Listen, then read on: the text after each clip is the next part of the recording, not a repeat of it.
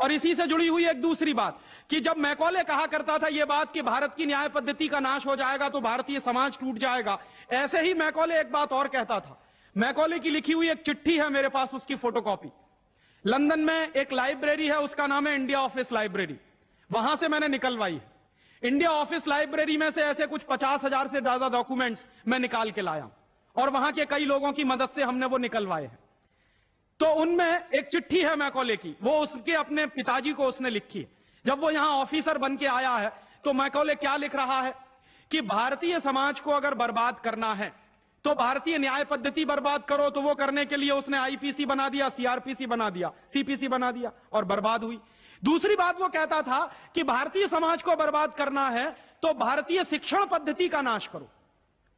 तो मैकॉले कहा करता था कि जो भारतीय शिक्षण पद्धति है, वो खुद मानता था इस बात को, यह दुनिया की सबसे ज्यादा विकसित और सबसे अच्छी पद्धति। क्या होता था यहां? गुरुकुल चलते थे, गुरुकुलों में विद्यार्थी पढ़ते थे और विद्यार्थी 20 साल तक 25 साल तक ब्रह्मचर्य का पालन करते हुए शिक्षा ग्रहण करते थे, संस्कार मिलते थे और वो संस्कार लेकर समाज में जाते थे। उन्हीं संस्कारों से संस्कृति बनती थी और वही संस्कृति भारतीय संस्कृति कहलाती थी। ऋषि थे, मुनि थे, बड़े बड़े ज्ञानी थे, महात्मा थे, वो गुरुकुलों को चलाया करते थे और सारे के सारे गुरुकुल जो चला करते थे उनमें वेदों का अध्ययन, पुराणों का अध्ययन, उपनिषदों का अध्ययन, जो भारतीय ज्ञान है, जो भारतीय मनीषा है, उन्हीं सबका अध्ययन संस्कृत के माध्यम से कराया जाता था। मैकॉले ने क्या किया कि गुरुकुलों का नाश अगर करना है तो उसने एक कानून बनाया। क्या कानून बनाया? संस्कृत में जितने विद्यालय इस देश में चलते थे हिंदुस्तान में अंग्रेजों के जमाने में, उन सबको उसने इल्लीगल घोषित किया, गैर कानूनी। और उसने प्रतिबंध लगा दिया कि संस्कृत भाषा के माध्यम से कोई भी गुरुकुल चलेगा उसको अंग्रेजी सरकार मान्यता नहीं देगी। तो मान्यता किसको देगी? अंग्रेजी के माध्यम से जो कॉन्वेंट स्कूल चलेंगे उनको अंग्रेजी सरकार मान्यता देगी। और उसके लिए बाकायदा उसने कानून बनाया। उस कानून का नाम है इंडियन एजुकेशन एक्ट। और यह इंडियन एजुकेशन एक्ट लागू हुआ 1858 में, आज से लगभग 140 साल पहले। तो 140 साल पहले जो कानून लागू हुआ था अंग्रेजों के जमाने में, वही कानून आज भी चल रहा है। उस कानून के आधार पर मैकॉले ने क्या किया? संस्कृत के माध्यम से चलने वाले गुरुकुलों को बर्बाद कर दिया, कानून बना के उनको बंद करा दिया। जो उनमें अध्यापक होते थे, गुरु होते थे, उनको मार पीट कर अंग्रेजी सरकार जेल में बंद करती थी। जो विद्यार्थी अध्ययन के लिए जाते थे उनको रोक दिया जाता था, उनका अध्ययन ना होने पाए उसके लिए समस्याएं खड़ी की जाती थी। और दूसरी तरफ कॉन्वेंट स्कूल चालू कर दिए और उसमें अंग्रेजी के माध्यम से शिक्षण देना शुरू किया। एक दिन उसने अपने बाप को चिट्ठी लिखी और इस चिट्ठी में उसने ये लिखा कि मैंने हिंदुस्तान में एक ऐसी शिक्षण पद्धति पैदा कर दी है जिसमें अगर हिंदुस्तानी विद्यार्थी पढ़ेंगे तो पढ़कर निकलने के बाद वो शरीर से हिंदुस्तानी होंगे, दिमाग से सब अंग्रेज हो जाएंगे। वो देख रहे हैं, अभी देख रहे हैं। तो शरीर से हिंदुस्तानी और दिमाग से अंग्रेज। तो मैकॉले दूसरी बात लिख रहा है उस चिट्ठी में कि जब वो शरीर से हिंदुस्तानी और दिमाग से अंग्रेज हो जाएंगे तो अंग्रेजों के हिसाब से सारे काम करेंगे। और वो विद्यार्थी जब कॉन्वेंट स्कूल में से निकलेंगे तो सबसे ज्यादा गालियां भारतीय संस्कृति को देंगे, सबसे ज्यादा गालियां अपने मां बाप को देंगे। कैसे? मॉम और डैड कह के। डैड माने होता है मरा हुआ,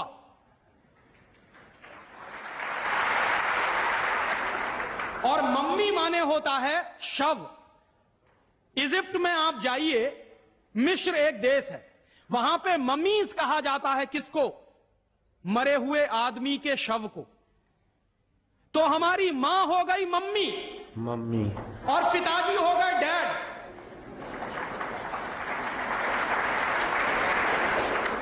आया कहां से ये? मैकॉले ने डाल दिया हमारे दिमाग में। और मैं ये कहता हूं कि मैकॉले तो मर गया, उसका बाप भी मर गया, सब मर गए, भगवान उनकी आत्मा को शांति दे, लेकिन उसकी जो आत्मा है वो हम सब में प्रवेश कर गई है। और कैसे प्रवेश कर गई है? मैं आपको ये इतिहास की सच्चाई बता रहा हूं कि जिस जमाने में मैकॉले ने इस देश में सबसे पहला कॉन्वेंट स्कूल खोला था कलकत्ता में, वो कॉन्वेंट स्कूल चला नहीं, बंद हो गया। क्यों बंद हो गया? क्योंकि कोई भी भारतीय मां बाप अपने बच्चे को कॉन्वेंट में पढ़ाने को नहीं भेजता था। अंग्रेजों के जमाने की बात बता रहा हूं। अंग्रेज अपनी पूरी ताकत लगाकर भी इस देश में कॉन्वेंट स्कूल चला नहीं पाए, लेकिन अंग्रेजों के जाने के बाद गांव गांव में, गली गली में कॉन्वेंट स्कूल चल रहे हैं। और ऐसे मम्मी डैडी पैदा हुए हैं इस देश में जो बच्चे का जन्म लेने के पहले रजिस्ट्रेशन करवाए आते हैं कॉन्वेंट स्कूलों में। कहते हैं कि अगर रजिस्ट्रेशन नहीं कराया तो एडमिशन नहीं मिलेगा। तो कॉन्वेंट स्कूल में पढ़ाना बहुत जरूरी है बच्चे को। और मैं अक्सर पूछता हूं कि काहे को पढ़ाते हैं कॉन्वेंट स्कूल में? तो कहते हैं राजीव भाई, जब हमारा बच्चा कॉन्वेंट में पढ़ेगा तो बहुत स्मार्ट बन जाएगा। तो मैं पलट के पूछता हूं कि जरा बताइए स्मार्टनेस क्या होती है? तो अक्सर मां बाप मुझे जवाब देते हैं जो दिल्ली बंबई में रहते हैं कि हम बच्चे को कॉन्वेंट में इसलिए पढ़ने को भेजते हैं कि जब वो कॉन्वेंट में पढ़ेगा तो टाई लगाएगा, मोजे जूते पहनेगा, बढ़िया सूट है। तो अंग्रेजों के देश में टाई इसलिए लगाई जाती है कि वहां ठंडी बहुत पड़ती है, सर्दी बहुत पड़ती है, और एक साल में 6 महीने भयंकर बर्फ पड़ती है। कभी कभी तो यह हालत होती है कि 6-7 महीने सूर्य भगवान के दर्शन नहीं होते। और वहां की जलवायु ऐसी है कि आज अगर सूर्य निकला तो जरूरी नहीं है कि कल भी निकलेगा, परसों भी निकलेगा, नरसों भी निकलेगा। भारत में ऐसा नहीं है। आज अगर निकला है तो कल भी निकलेगा, परसों भी निकलेगा, 3 महीने बाद भी निकलेगा, 1 साल बाद भी निकलेगा, ऐसे ही निकलेगा। इंग्लैंड के लोग ये गारंटी से नहीं कह सकते। तो वहां ठंडी बहुत पड़ती है, सर्दी बहुत पड़ती है। और जिन देशों में सर्दी बहुत पड़ती है, ठंडी बहुत पड़ती है, वहां के लोगों को अक्सर जुकाम बहुत होता, नाक चलती है। तो जब नाक चलती है तो उस नाक को पोंछने के लिए बार बार जेब से रूमाल निकालना पड़ता। तो उन्होंने क्या किया कि एक रूमाल गले में लटका लो जो नाक पोंछने के काम आएगा। और टाई का माने क्या होता है? अंग्रेजी का शब्द है TIE। टाई का माने होता है गले के चारों तरफ लटकाया गया कोई कपड़ा। किस काम आता है वहां पर? नाक पोंछने के। क्यों करते हैं? क्योंकि ठंडी बहुत पड़ती है, सर्दी बहुत पड़ती है। हमारे देश में तो 1 साल में 9 महीने गर्मी पड़ती है, और यहां गुजरात में तो 12 महीने गर्मी पड़ती है। मैं तो यूपी का रहने वाला हूं, वहां थोड़ी बहुत ठंडी जरूर पड़ती है, यहां तो बिल्कुल नहीं पड़ती। तो वहां तो इसलिए टाई लगाते हैं कि उनको जरूरत है उसकी। हम हमारे बच्चों को क्यों लटका रहे हैं अपने गले में टाई? मर गए अंग्रेज और चला गया मैकॉले, लेकिन उसकी आत्मा का वास हम सब में हो गया। जिसको देखो वो कॉन्वेंट स्कूल में घुसा रहा है अपने बच्चों को, जिसको देखो वो अंग्रेजियत की तरफ ले जा रहा है। बड़े शर्म की बात है, शर्म की बात है, सावधान होना चाहिए। एक बार बंबई में मैंने एक जगह व्याख्यान में पूछा, पढ़े लिखे कुछ लोग बैठे थे, कि आप अपने बच्चों को कॉन्वेंट में क्यों भेजते हैं? आपको मालूम है कॉन्वेंट का मतलब क्या होता? यूरोप के देशों में कॉन्वेंट का मतलब क्या होता? यूरोप में हजारों साल एक परंपरा रही है जो हमारे यहां कोई सोच भी नहीं सकता उसके बारे में। यूरोप की परंपरा क्या रही है हजारों साल? वहां बच्चे लावारिस छोड़े जाते हैं। आज भी यूरोप के देशों में, अमेरिका में आधे से ज्यादा बच्चे लावारिस तरीके से बड़े होते हैं। और यह परंपरा आज से 100-150 साल पहले तो बड़ी भयंकर थी। तो यूरोप में क्या होता था कि बच्चा पैदा हुआ, छोड़ दिया चर्च के सामने, छोड़ दिया अनाथ आश्रम में, छोड़ दिया किसी और संस्था में, वहां बड़ा होगा। तो जो लावारिस बच्चे वहां पैदा होते हैं, उन लावारिस बच्चों की पढ़ाई लिखाई, उनकी व्यवस्था करने का काम जिस जगह पर किया जाता है उसको कहते हैं कॉन्वेंट। हाँ बड़ो,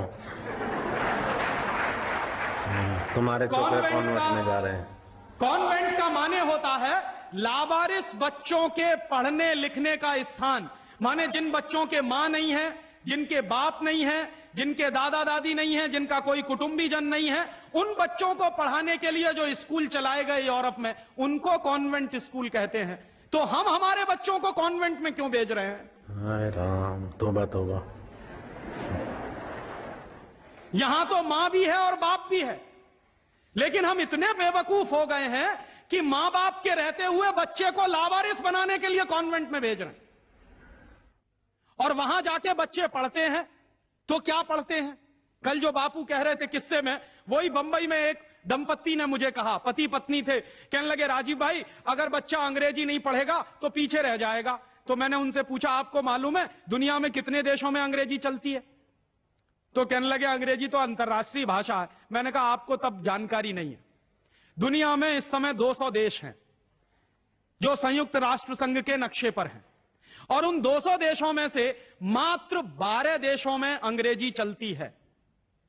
बाकी 188 देशों में उन देशों की अपनी भाषाएं चलती हैं। तो 200 देशों में से मात्र 12 देशों में अंग्रेजी चलती है, तो अंग्रेजी अंतर्राष्ट्रीय कैसे हो गई? अगर 200 में से 150 देशों में अंग्रेजी चलती तो मैं मान लेता कि अंग्रेजी अंतर्राष्ट्रीय भाषा, लेकिन मुश्किल से 12 देशों में जो भाषा चलती है उसको हम कहते हैं कि अंतर्राष्ट्रीय भाषा। और दूसरी बात, उसी दंपत्ति ने कहा कि राजीव भाई अंग्रेजी बहुत समृद्ध भाषा है, बहुत रिच लैंग्वेज है। जो शब्द उन्होंने इस्तेमाल किया, रिच लैंग्वेज माने समृद्ध भाषा। तो मैंने उनसे कहा कि दुनिया में अंग्रेजी से ज्यादा रद्दी दूसरी कोई भाषा नहीं है। बिल्कुल ठीक। क्यों? उसका कारण है, उसका कारण है जानते हैं क्या है? अंग्रेजी में चाचा, मामा, ताऊ, मौसा, फूफा सब अंकल, और काकी, ताई, मौसी और सब आंटी। अब आप मुझे जरा ये बताइए कि मौसा में और फूफा में फर्क होता है कि नहीं होता? क्या आप फूफा को मामा बना सकते हैं? या ये बताइए कि मौसी में और काकी में फर्क होता है कि नहीं होता? क्या मौसी काकी हो सकती है? दुनिया की जिस भाषा में रिश्तों को कहने के शब्द ना हो वो सबसे रद्दी भाषा है। बिल्कुल ठीक। हमारे यहां हिंदुस्तान में जितनी भाषाएं चलती हैं, हर भाषा में परिवार के रिश्तों को कहने के लिए विशेष शब्द हैं। वहां नहीं है। वहां क्या है? सब इन लॉज हैं, चाहे वो लड़की वाले हों चाहे लड़के वाले हों। पता ही नहीं चलता कि ये लड़के वाले इन लॉज हैं कि लड़की वाले इन लॉज। या तो सब अंकल हैं या तो सब आंटी हैं। क्यों है ऐसा? क्योंकि अंग्रेजी भाषा में रिश्तों को कहने के लिए शब्द नहीं है। कारण क्या है? अंग्रेजी भाषा में शब्दों की बहुत कमी है। और अंग्रेजी भाषा में शब्दों की कितनी कमी है? अगर मूल रूप से देखा जाए तो अंग्रेजी भाषा में मात्र 2600 शब्द हैं कुल मिला के। और दुनिया की तमाम भाषाओं से जो उधार लिया है अंग्रेजों ने, फ्रेंच भाषा में से लिए हैं, जर्मन में से लिए हैं, इटालियन में से लिए हैं, लैटिन में से लिए हैं, तो तमाम भाषाओं से जो उधार लिए हुए शब्द हैं वो मिला दिए जाएं तो कुल मिला के बैठते हैं 12,000। अंग्रेजी के मूल शब्द हैं 2600 और बाकी के शब्दों को मिला दें तो कुल बैठते हैं 12,000। अब आप हिसाब लगाइए, अंग्रेजी में कुल मिला के 12,000 शब्द हैं। गुजराती में आपको मालूम है कितने शब्द हैं? गुजराती भाषा में 40,000 से ज्यादा शब्द हैं।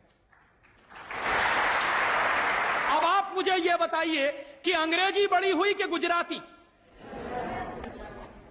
तो काहे को नहीं पढ़ाते अपने बच्चों को गुजराती में? और एक दूसरा उदाहरण दूं कि अंग्रेजी में कुल मिला के 12,000 शब्द हैं और मराठी भाषा है हमारे देश की, उसमें इस समय 48,000 शब्द हैं। अंग्रेजी से 4 गुनी बड़ी है मराठी।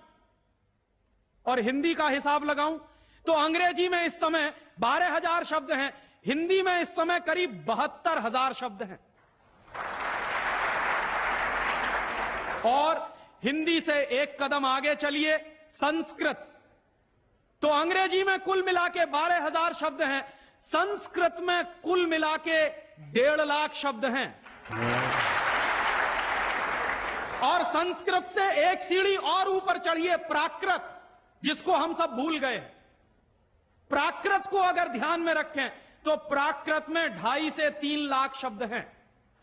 दुनिया की सबसे बड़ी भाषा हमारे पास है, लेकिन हम बेवकूफों को मालूम नहीं है कि हमारे पास क्या है।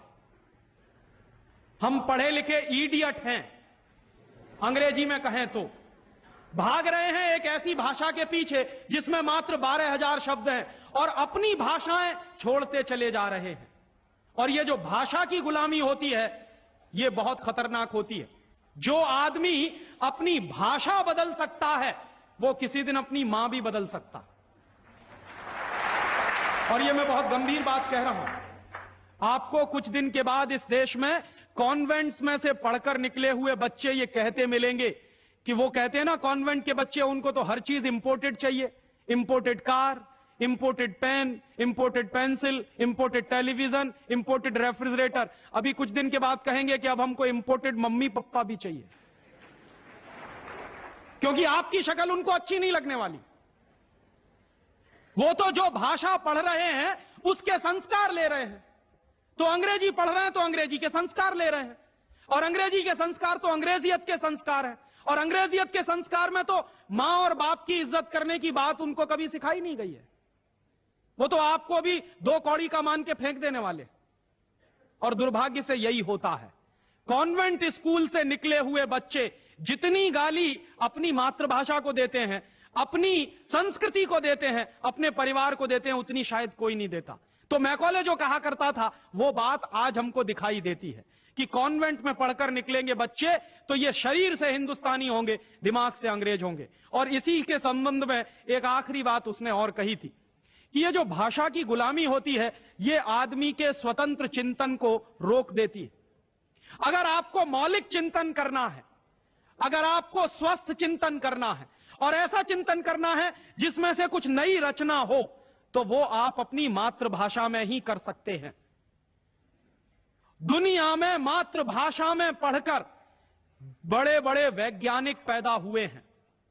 हम लोग, अक्सर मैं लोगों को कहता हूं कि जो लोग कॉन्वेंट के पीछे पागल हैं उनको मैं अभी ताजा ताजा उदाहरण देता हूं।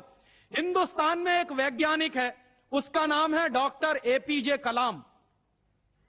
डॉक्टर एपीजे कलाम को इस साल भारत रत्न मिला है, और डॉक्टर एपीजे कलाम हिंदुस्तान के जिंदा रहने वाले वैज्ञानिकों में इस समय सबसे ऊपर के व्यक्ति हैं। आपको मालूम है डॉक्टर कलाम की पूरी शिक्षा तमिल में हुई है, अंग्रेजी उन्होंने पढ़ी नहीं है। बहुत वर्षों के बाद उन्होंने थोड़ी अंग्रेजी पढ़ी है काम चलाने के लिए। बचपन से उनकी पूरी शिक्षा उनकी मातृभाषा में हुई है। वो तमिल अच्छी जानते हैं, मलयालम अच्छी जानते हैं, और हिंदुस्तान में आज वो सबसे ऊंची श्रेणी के वैज्ञानिक हैं जिनको भारत रत्न मिला। दुनिया के ऐसे तमाम वैज्ञानिकों के मैं उदाहरण दे सकता हूं। आइंस्टाइन, अल्बर्ट आइंस्टाइन सारा का सारा काम अपनी मातृभाषा में करता था, जर्मन में, और इसलिए इतना बड़ा बना। फ्रांस में एक वैज्ञानिक था मैक्स प्लैंक, जिसकी थ्योरीज हमारे जैसे इंजीनियर्स को पढ़ाई जाती थी जब हम पढ़ते थे। मैक्स प्लैंक की पूरी शिक्षा फ्रेंच भाषा में हुई थी। तो हम लोग जो अपने मन में गलतफहमी पालकर बैठे हैं कि हमारे बच्चे अगर अंग्रेजी में नहीं पढ़ेंगे तो उनका विकास नहीं होगा, मैं आपको इसके उल्टी बात कह रहा हूं कि अगर आपके बच्चे अंग्रेजी में पढ़े तब उनका विकास नहीं होने वाला, वो गधे बन जाएंगे, विनाश होगा। हम लोग क्या कर रहे हैं, अपने बच्चों को कॉन्वेंट में भेज कर गधा बना रहे हैं। गधा जानते हैं क्या होता है? गधे के ऊपर बोझा लादते चले जाइए, लादते चले जाइए, लादते चले जाइए, बेचारा चुपचाप चलता चला जाता है, चलता चला जाता है। आजकल बच्चों के कंधे पर जो बस्ते हमने लाद दिए हैं, जरा उनका वजन तो कर लीजिए। जो बच्चे का वजन है उससे ज्यादा बस्ते का वजन है। अभी से आप अपने बच्चे को स्पॉन्डिलाइटिस का मरीज बना रहे हैं। जितना वजन उसका कंधा ढो नहीं सकता, उससे ज्यादा वजन उसके कंधे पे लटका हुआ, और बेचारा वो बस्ता लेके जाता है, लौट के आता है। जब लौट के आता है तो घंटों घंटों का होमवर्क उसको दे दिया जाता है। आप क्या करते हैं, अपनी मगजमारी कम करने के लिए उसका एक ट्यूटर रख देते हैं। ट्यूटर क्या करता है कि स्कूल का होमवर्क मिला, ट्यूटर ने अपना होमवर्क दे दिया। बच्चे का खेलना कूदना बंद, और बच्चा अगर खेलेगा नहीं, कूदेगा नहीं, तो उसका विकास कैसे होने वाला? तो या तो आपने फंसा दिया बेचारा होमवर्क। मैं अच्छे अच्छे घरों में जाता हूं, सबके बच्चे क्या कर रहे हैं, होमवर्क कर रहे हैं, सवेरे से शाम तक होमवर्क चल रहा है, कभी खत्म होने में ही नहीं आता। भला हो ऐसे स्कूलों का। और उस होमवर्क में से बना क्या रहे हैं और वो होमवर्क कर क्या रहे हैं? मैं आपको मेरी आप बीती सुनाता हूं, किसी दूसरे की नहीं। मैं भी बचपन में अंग्रेजी में मैं पढ़ा, और मैं सबसे ज्यादा गालियां मेरे मां बाप को देता हूं इसके लिए। मेरे पिताजी ने, वो एक बड़े ऑफिसर हैं, ये करने के लिए कि बेटा अंग्रेजी में पढ़ना चाहिए तो बड़ा बनेगा, तो मुझको भी पढ़ा दिया। अब अंग्रेजी माध्यम की जो पढ़ाई है, अंग्रेजियत की जो पढ़ाई है, वो क्या है? मैं आपको एक सॉलिड एग्जाम्पल दूं मेरा। मुझको गणित पढ़ाया जाता था। गणित में क्या पढ़ाते थे? एक फॉर्मूला था जो मुझको रटवाते थे क्लास 9th में जब मैं पढ़ता था। क्या फॉर्मूला था? x plus y whole square is equal to x square plus 2xy plus y square, x minus y whole square is equal to x square minus 2xy plus y square. और अक्सर इसमें गड़बड़ी होती थी, plus का minus होता था, minus का प्लस होता था। तो क्या होता था? मेरी पिटाई होती थी, क्लास में पिटाई होती थी। और मेरे जो अध्यापक थे तो मुझको खूब चिढ़ाते थे और मुझको खूब उल्टा सीधा कहते थे। एक दिन मैंने ये तय किया कि सब छोड़ छाड़ के ये 2 फॉर्मूले रटूंगा। तो रटने के लिए मैं बैठ गया, सब काम एक बाजू में। अब ये x प्लस वाई और x माइनस वाई में मैं घुस गया।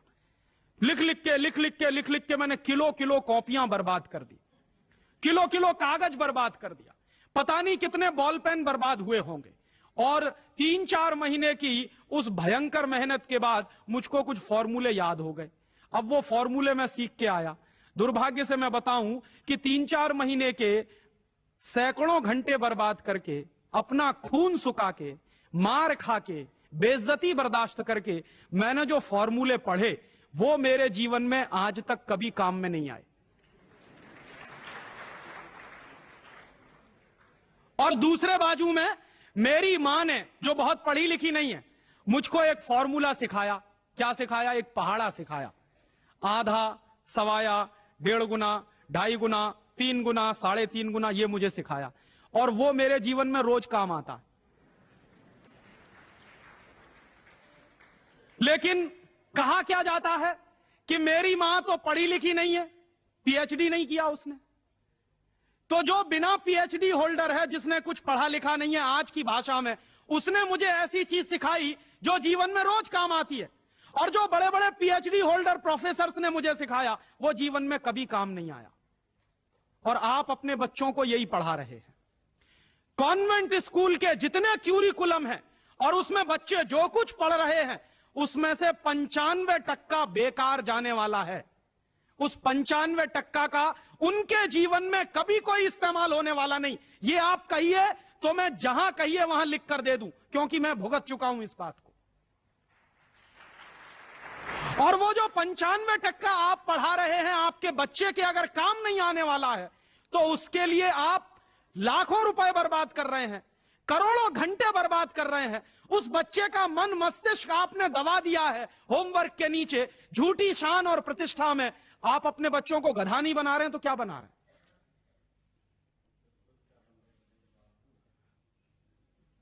तो आप पूछेंगे क्या करें? तो मैं आपसे एक बुद्धिमानी की बात निवेदन करना चाहता हूं। वो निवेदन यह करना चाहता हूं कि जितनी जल्दी हो अपने बच्चों को इन कॉन्वेंट स्कूलों में से बाहर निकाल लीजिए। और बढ़िया बात है। ये कॉन्वेंट स्कूल में इसलिए भी भेजना बंद करिए कि भारतीय संस्कृति में पिता सिर्फ एक होता है, लेकिन कॉन्वेंट स्कूल में एक फादर भी होता है। इस बात की गंभीरता को समझिए कि भारतीय संस्कृति में पिता एक ही होता है, लेकिन कॉन्वेंट स्कूल में जब बच्चे जाते हैं तो एक दूसरा फादर भी होता है। तो पिता के साथ ये फादर कहां से आ गया? और अगर पिता के साथ फादर आ गया तो पता नहीं क्या क्या आ जाएगा आपके घर में। हां, यह मैं चेतावनी के रूप में कह रहा हूं आपसे। यह सिर्फ इशारे से समझ लीजिए कि अगर बच्चे की पढ़ाई के साथ पिता के साथ फादर आया है तो और बहुत कुछ चला आएगा आपके बच्चे के संस्कार में। और कहीं ऐसा ना हो जाए कि आपके देखते देखते आपका बच्चा क्रिश्चियन ना बन जाए, ईसाई ना बन जाए। इसलिए मैं आपसे एक निवेदन तो यह करने आया कि जितनी जल्दी हो कॉन्वेंट स्कूलों से बच्चे निकाल लीजिए। और एक दूसरा निवेदन और करने आया हूं, जितनी जल्दी हो कॉन्वेंट स्कूलों को डोनेशन देना बंद करिए। हमारा हजारों रुपए का डोनेशन कॉन्वेंट स्कूलों में जाता। एक बच्चे का एडमिशन कराना है तो वो कहेंगे बिल्डिंग फीस दे दो, वो कहेंगे डोनेशन दे दो, वो कहेंगे इसकी फीस दे दो, उसकी फीस दे दो। और रोज रोज कोई ना कोई मांग चढ़ी ही रहती है। आज फलाना डे, आज धमाका डे, आज ये ले आओ, कल वो ले आओ। बर्बादी। हमारी, माने हम हमारे दुश्मन को अपना पैसा दे रहे हैं। दुनिया में ऐसे बेवकूफ लोग मैंने कहीं नहीं देखे जो अपने दुश्मन को अपने घर का पैसा देते हो। आप जानते हैं कि कॉन्वेंट स्कूलों में से निकलने वाले बच्चे भारतीय संस्कृति के विरोधी होने वाले हैं और उनको यूरोप की संस्कृति सिखाई जा रही है, उसके लिए पैसा हम खर्च कर रहे हैं अपने हाथों से। तो भगवान के लिए, भारतीय संस्कृति को बचाने के लिए अपने बच्चों को कॉन्वेंट में से बाहर निकालिए और अपने बच्चों के नाम पर ये उनको जो डोनेशन दे रहे हैं आप कॉन्वेंट स्कूलों को, वो बंद करिए। और मैं आपको पूरे विश्वास से ये कहना चाहता हूं कि आपके बच्चे अगर मातृभाषा में पढ़ेंगे तो सबसे ज्यादा विद्वान बनने की क्षमता है उनमें। और ये क्यों है? दुनिया के सारे मनोवैज्ञानिक एक ही बात पर अब पहुंचे हैं, जो बात हमारे लोग बहुत पहले से कह गए। अभी यूरोप के लोग आज उस निष्कर्ष पे पहुंचे। क्या कहते हैं? बच्चा अगर मातृभाषा में पढ़ता है तो उसको जो सुविधाएं मिलती हैं, जो फायदा होता है, वो दूसरी भाषा में नहीं मिलती। जैसे उदाहरण के लिए मैं आपको बताऊं और आप इसको प्रयोग के रूप में करिए। आपकी मातृभाषा अगर गुजराती है और आप अपने बच्चे को गुजराती में पढ़ाइए तो कोई सवाल आप उसको दीजिए गुजराती में याद करने के लिए, जितनी जल्दी वो याद कर लेगा उस सवाल को, अगर वही सवाल आप अंग्रेजी में दीजिए उसको तो कम से कम 6 गुना समय लगेगा उसको। अगर वो 1 घंटे में गुजराती में कोई चीज याद करेगा तो 6 घंटे लगेंगे उसको अंग्रेजी में याद करने के लिए। और अंग्रेजी में भी उसको याद नहीं होगा, वो रटेगा पोपट की तरह से। जैसे पोपट होता है ना, रट लेता है, वैसे ही रटेगा। और रटने के बाद क्या करेगा? इम्तिहान में लिख कर आएगा। इम्तिहान में लिख कर आया, उसके 2 दिन बाद पूछिए कि तुमने परसों क्या लिखा है, उसको कुछ याद नहीं। ऐसे ज्ञान का करेगा क्या वो? जो ज्ञान उसको 2 दिन भी याद ना रहे, जो जानकारी उसको 2 दिन भी याद नहीं रहने वाली, उस जानकारी का वो अपने जीवन में करने वाला क्या है? और इसके दूसरी तरफ आप ये करके देख लीजिए, छोटी छोटी कहानी, छोटे छोटे किस्से, छोटी छोटी कथाओं के माध्यम से, मातृभाषा के माध्यम से आप उसको कोई बात सिखा दीजिए, वर्षों वर्षों जिंदगी भर उसको वो बात याद रहेगी। मुझे भी याद है, मेरी दादी मां ने कहानी के माध्यम से जो संस्कार मुझ में दिए हैं वो अभी भी मुझे याद है। लेकिन मेरे स्कूल में जो संस्कार मुझे दिए गए वो मैं भूल चुका हूं, क्योंकि विदेशी भाषा में मैंने लिए। तो ये खराब होता है। और एक इसी के साथ एक आखिरी निवेदन कि अंग्रेजों ने जिस तरह से बर्बाद किया है भारतीय समाज को, कम से कम अब अगर हमको ये चेतना आती है तो इसको हम बचाएं। मुझे लगता है कि सबसे बड़ा काम और सबसे पहला काम कॉन्वेंट स्कूलों के बंद कराने का, और वो हम सब मिलकर ही कर सकते हैं, अकेला कोई नहीं करेगा। अगर हम सब कॉन्वेंट स्कूलों का बहिष्कार करने का संकल्प ले लें तो फिर से नए गुरुकुल खड़े हो सकते हैं। जो दान आप कॉन्वेंट स्कूलों को देते हैं वो दान अगर गुरुकुलों को मिलना शुरू हो जाए तो गुरुकुल चलने भी शुरू हो जाएंगे, उनको प्रतिष्ठा भी मिल जाएगी, उनको सम्मान भी मिल जाएगा।